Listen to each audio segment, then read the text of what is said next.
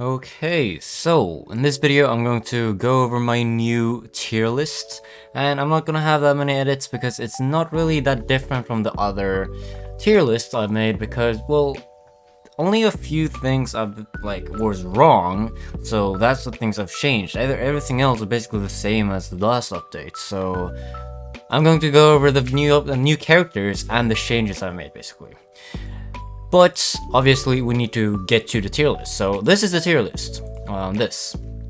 Okay, as you can see, I have 4 characters in S tier, and it's Shadow Monarch, it's Naruto with Awakening, it's Shanks, and it's Accelerator. So those are kind of self-explanatory, except Shanks and Esper. People say that Esper is better than Shanks.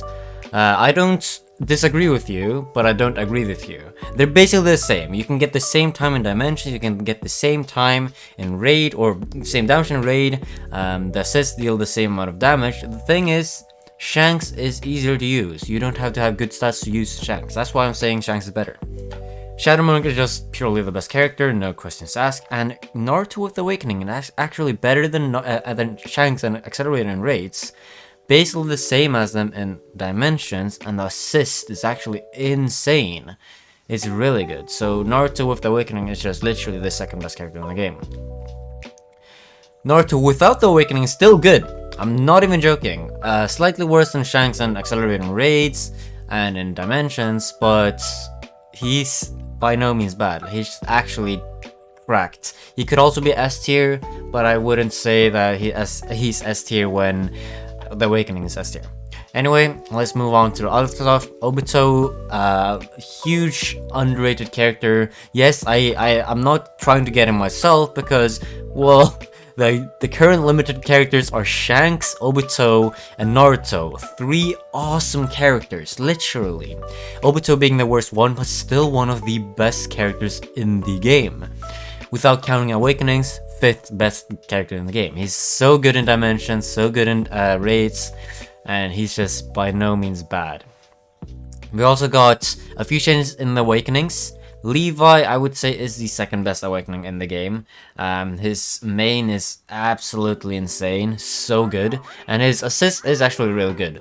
Boss damage, 70-second cooldown for the boss damage, but the damage just isn't there. You'd rather have Kirito as the assist.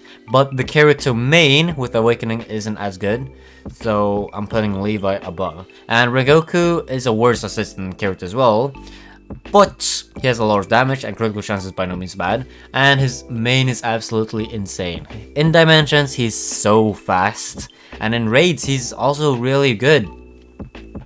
Here we have a few changes. We had the 3 very similar characters, Ryuko, Kokushiba, and Tengen. All of them dimension characters, good assists, dashes, everything. Ryuko I would say is the best because very good assist, very good in raids, maybe not the best in dimensions, but still good. Good AoE, good damage.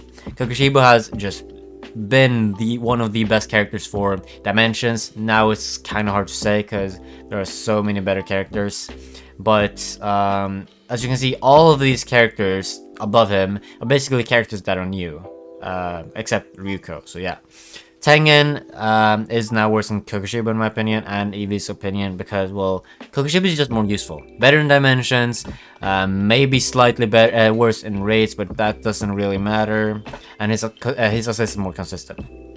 Priestess Shrine, Priestess Shrine is much better than you think. She's awesome in raids. She's like a Gojo, literally really good in raids, but then kind of bad in the other ones. Not as bad as Gojo, but not at the level like A tier on the other stuff. But she's a healer still. She's still a support, and she has awesome damage. I would definitely say that Priestess is really good. I'm not gonna put her over these guys because these guys are actually usable in every game mode, and it's just so viable for everything. Priestess just for raids, but Priestess is probably better than these guys for raids. Zoro Summer is just not the best. It's fine, not a good assist. Probably only used for Shanks raid for the damage buff, but he has character is actually pretty fine. Like Kokushiba level on dimensions, maybe slightly worse. Kokushiba level on rates as well. The assist is worse though, but just like I'm comparing it to Kokushiba because Kokushiba is a step higher, kinda. Rimuru Awakening. I don't have Rimuru Awakening myself, okay? I'm not gonna lie. I don't have Rimuru Awakening. But Eevee does. And according to him, Rimuru Awakening is really good. And I can see why. This move is insane. This move is so insane. Like, huge damage and speed boost and everything. Like, in Dimensions, you can actually get very good times with these moves because of that speed boost, and the AoE on Rimuru actually isn't that bad. And you can, except for Gluttony, you can actually move around with the abilities and just, it's very quick.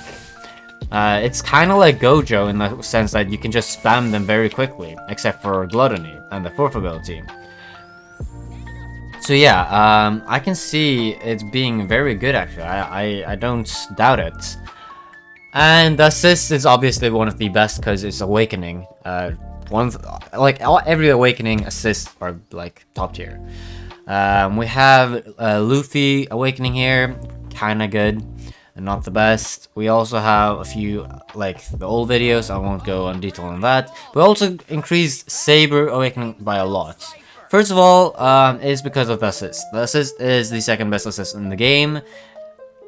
If not, Naruto is the best or the second best. But yeah, Kirito and then Saber, if not Naruto. But Saber is actually okay in Dimensions. Do you want to know why? Yes, Saber does not get like an attack buff or anything. She does get only her long sword. However, look at this. Look at this range. This is insane. It reaches everywhere. And that's actually really good in Dimensions, because imagine the last room on Slime Dimension. It's actually really, really useful. It can kill everything, basically. They're actually really good. And her assist is really good. The main reason is because her assist is really good, and she's actually okay in raids and Dimensions. Eren is better than Gilgamesh and Broly, mainly because the assist doesn't really matter from Gilgamesh and Broly anymore. You have Naruto now, you have Awakenings. Gilgamesh and Broly's assists are just outclassed now. And them as mains just aren't good. Eren just got nerfed, hard nerfed, otherwise he'd be S tier, definitely. Rengoku is a good assist, fine as a main, I'm putting him here, over Kirito and Levi, even though they might be better mains than Rengoku. Rengoku just have more use because of the assists.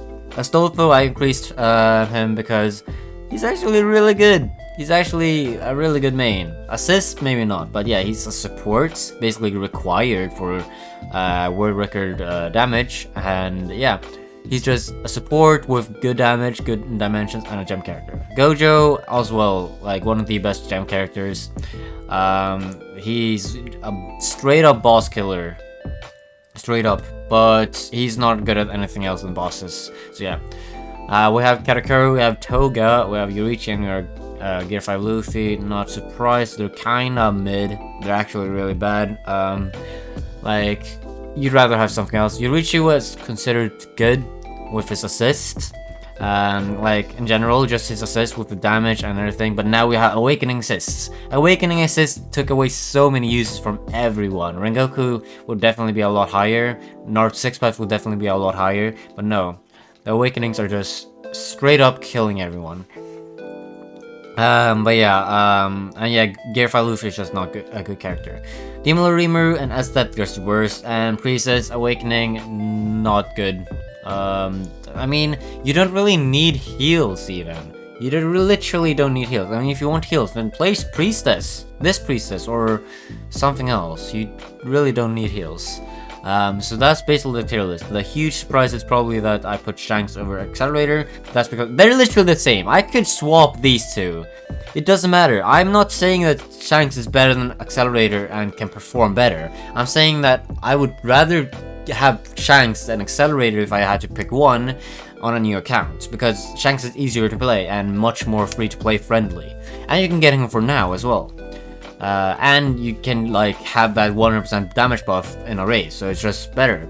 And Naruto is, if you haven't noticed, Naruto is one of the best characters in the game. I'm surprised they added such a good character. Like, base form, really good. And then Awakening as well. They added an Awakening. That's like if they would add an Awakening to Shanks or Accelerator. It's insane. Like, he's so good. He's definitely meta assist. He's probably meta for raid unless you have Shadow Monarch or Milim.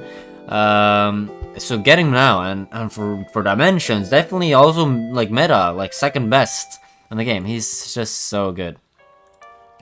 But yeah, that's basically it. Cause I just want to let you guys know how cracked Naruto is. Like, this skill and everything is just so crazy. You can move around with this. It's so good in dimensions. These moves are really fast. And the dash move, and then the fourth ability is probably a downside, as here, because you can't move and everything. But it's a lot of damage. But yeah, Naruto is just a really good character. If you think Naruto is bad, you'll probably change your opinion if you watch Eevee's video. Watch Eevee's video. Amazing. He showcases basically everything in the game, and he still plays, so he still has everything. So unlike me, so yeah. I hope you enjoyed this video, and see you in the next one. I might do some more noob to pro. And yeah, if you didn't know, I'm doing some noob to pro gameplay now. So make sure to catch my streams, make sure to catch the videos, and give away 15,000 subscribers. Let's go. See ya.